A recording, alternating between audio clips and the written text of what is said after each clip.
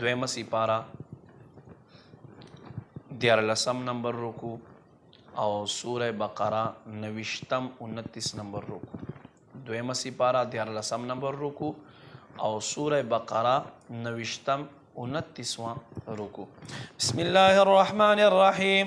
الطلاق مرتان، دو طلاقونه ورکول دي.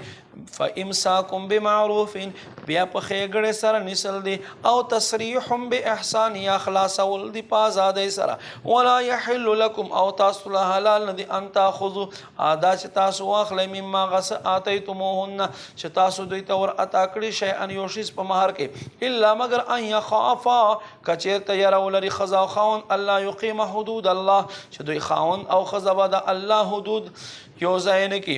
فإن خفتم، پس کچېرته تاسو ویریږئ الله یقیم حدود الله چې هرگز به ښځه او خاوند د الله حدود یو ځای نه کي، فلا جناح علیهما، نشته څه ګناه په ښځې او خاوند فیما افتدت به چې ښځه کې فدیه ورکړي په ځان ته چوټي ورکولو سره. تلک حدود الله، دا د الله حدود دي.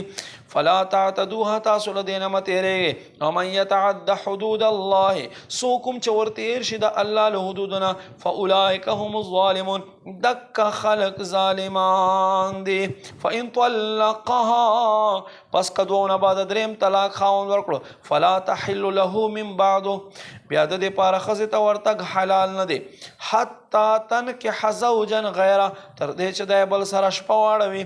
فإن طلقها، پس که هغه طلاق ورکړل، فلا جناح علیهما، پس نشته په دې اولني ښځې او خاوند باندې ګناه ان یتراجعا، چې دواړه خپل منځ کې رجوع کړي.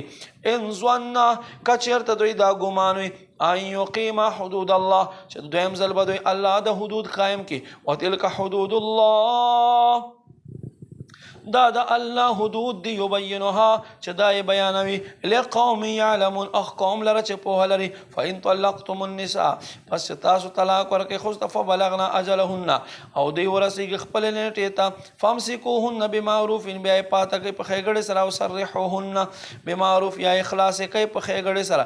ولا تمسکوهن ضرارا، او تاسو دوی مه پاته کوئ ضرر ورکولو دپاره، لتعتدوا، بیا به تاسو تجاوز وکئ.